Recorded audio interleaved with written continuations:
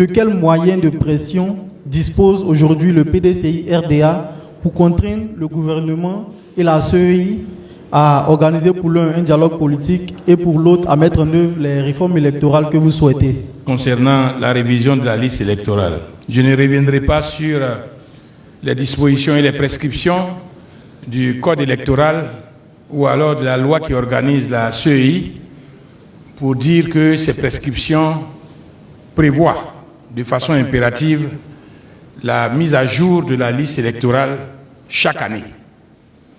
Mais je vais vous dire juste quelque chose qui les oblige à faire la révision en 2025.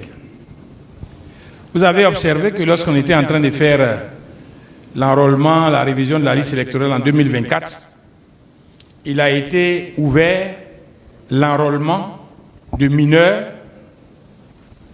en même temps que les majeurs, si le mineur lui-même, à la date, à la survenance du 28 février 2025,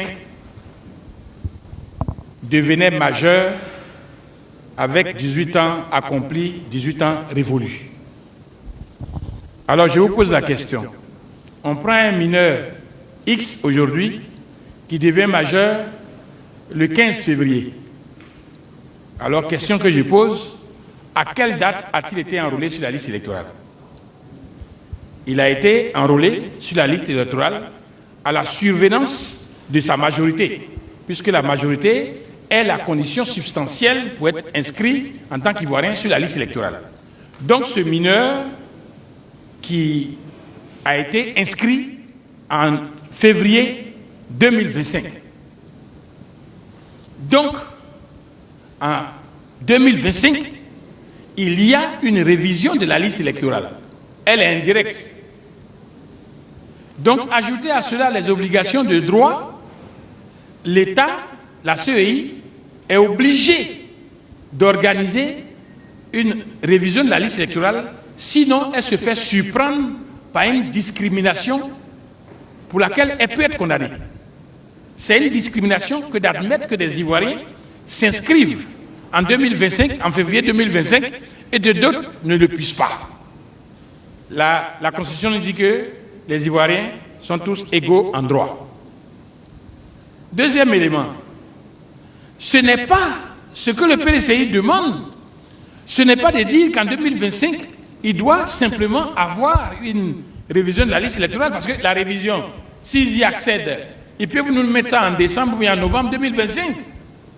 Non, ils ne peuvent pas mettre ça en dehors de la période des présidentielles. Pourquoi? Parce qu'ils ont déjà admis des Ivoiriens à s'inscrire avant les élections présidentielles, et ces Ivoiriens pourront participer à la mise en œuvre de leur droit constitutionnel de voter pour l'échéance présidentielle. Donc, la demande du PDCI, quand le PDCI dit il faut qu'il y ait une révision de la liste électorale en février, c'est parce que, 1, la CEI a admis des Ivoiriens sur la liste électorale en février.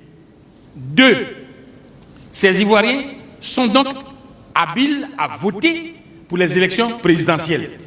Donc, la révision de la liste électorale indirecte qui a été faite par la CEI permet à des Ivoiriens de s'inscrire sur la liste électorale pour voter pour les élections présidentielles. Donc, on ne fera pas deux poids, deux mesures. Tous les Ivoiriens étant égaux par ailleurs, on ne peut pas faire une révision électorale en décembre 2025 pour des Ivoiriens qui ne participeront pas aux élections présidentielles et faire une admission sur la liste électorale pour février 2025 pour d'autres Ivoiriens qui sont aussi habiles à voter. La CEI et l'État de Côte d'Ivoire se trouvent dans l'obligation de faire une révision de la liste électorale en 2025. Plus grave encore, la CEI est obligée de faire une révision de la liste électorale en février 2025. Sinon, elle-même contredit les dispositions, les prescriptions qu'elle a faites et la procédure qu'elle a mise en place au début pour partir à la révision de la liste électorale. C'est ce que je voudrais dire. Le droit permet de réfléchir à ses obligations. Le droit contraint. Et par le droit, on peut contraindre. Donc celui qui demandait de quoi est-ce qu'on dispose pour obliger l'État à le faire, la CEI à faire. La CEI regorge de beaucoup de juristes et je pense que ce que j'ai dit là, ils ont compris. Merci.